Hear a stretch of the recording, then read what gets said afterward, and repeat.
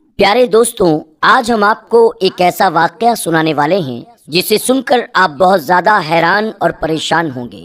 आज हम आपको बताएंगे कि एक बहुत बड़े मौलाना साहब की कब्र से एक लड़की बाहर निकली। दोस्तों, ये भला कैसे मुमकिन है और ऐसा कैसे हो सकता है? मौलाना की कब्र से लड़की क्यों निकली, इसके बारे में बात करेंगे। आप तमाम से गुजारिश है कि आप इस वीडियो को आखिर तक जरूर देखें, लाइक भी करें और अपने दोस्त अहबाब के साथ शेयर करना ना भूलें। तो आइए शुरू करते हैं।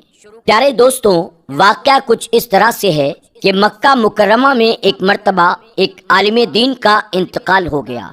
उन्हें मुसलमानों के एक कब्रिस्तान में दफन कर दिया गया। उनकी मौत के कुछ सालों के बाद एक और शख्स का इंतकाल हुआ। अब क्योंकि अरब का दस्तूर है कि जब कोई कब्र पुरानी हो जाए तो उस कब्र में पुराने मुर्दे की जगह नए मुर्दे को दफन कर देते हैं और इस तरह कई कई मुर्दे एक कब्र में दफन किए जाते हैं। लिहाजा उस शख्स को दफन करने के लिए जब मौलाना साहब की कब्र को खोला गया ताकि नए मुर्दे को इस कब्र में दफन किया जाए, तो कब्र खोलते ही एक अजीब व गरीब मंजर सामने आ गया था। उस कब्र में आलिम साहब की लाश के बजाय एक निहायत ही हसीन और खूबसूरत लड़की की मैयत थी, और वो लड़की किसी यूरोपियन कंट्री जैसे अमेरिका या फ्रांस वगैरह की मालूम होती थी। सब लोग बहुत ज्यादा हैरान हुए और थोड़ी ही देर में ये खबर पूरे इलाके में फैल गई कि फला आलिम की कब्र में उनकी मैयत की जगह एक लड़की की लाश है। लोग दूर दूर से ये मंजर देखने के लिए वहां पहुंच गए। दोस्तों, जब ये खबर फैलने लगी कि आलिम साहब की कब्र से लड़की निकली है, तो आसपास के लोग वहां जमा होने लगे। इत्तेफाक से वहां फ्रांस का एक मुसलमान भी मौजूद था जो हज के इरादे से मक्का मुअज़्ज़मा आया हुआ था।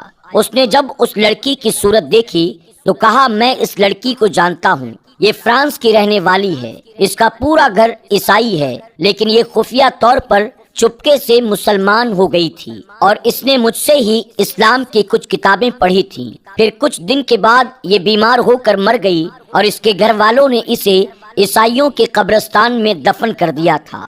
और अजीब बात यह है कि अब इसकी लाश मक्के में पहुंच गई है।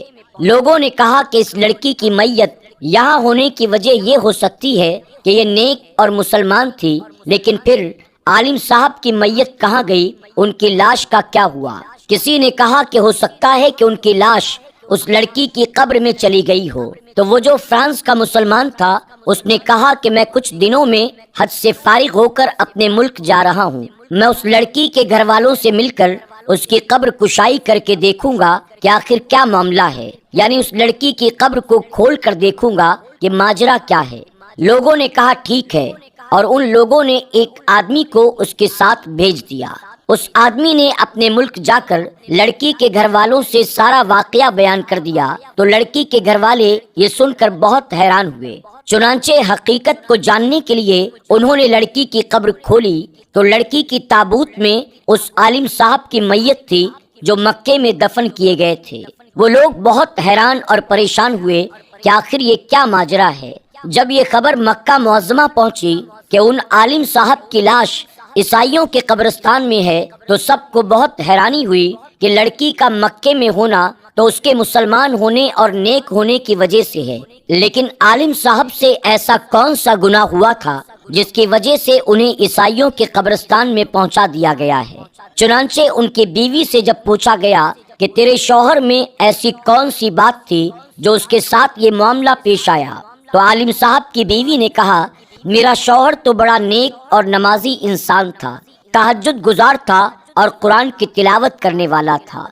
लोगों ने कहा, जरा सोच कर बताओ, आखिर कोई तो ऐसी बात जरूर होगी जिसकी वजह से इतना सब कुछ हो गया। बीवी ने बहुत गौर फिक्र करने के बाद कहा, उसकी एक बात मुझे हमेशा खटकती थी। जब भी उस पर गुस्ले जनाबत वाजिब होता था तो वो नहाने से पहले कहता था, ईसाइयों के मजहब में ये बात बहुत अच्छी है कि उन पर गुस्ल वाजिब नहीं होता, हमें तो सर्दी में भी नहाना पड़ता है।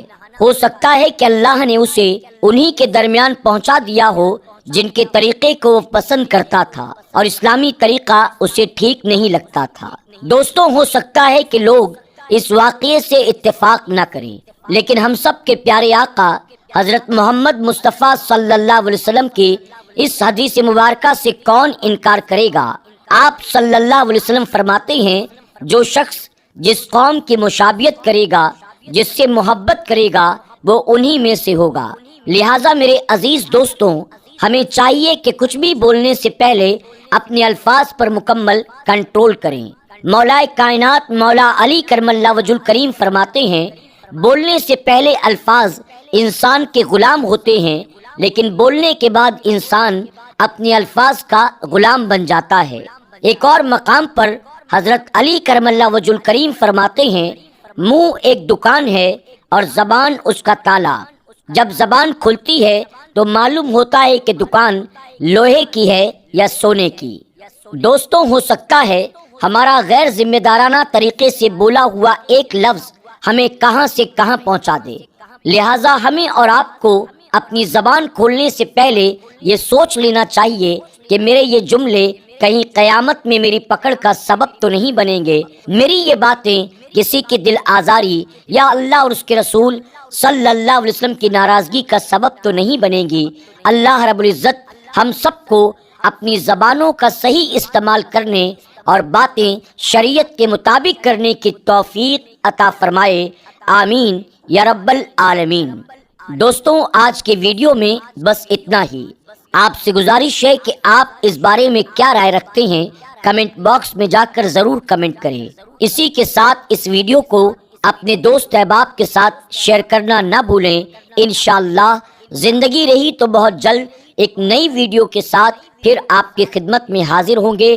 اللہ ہم سب کو اپنا حفظ و امان عطا فرمائے، آمین یا رب العالمین۔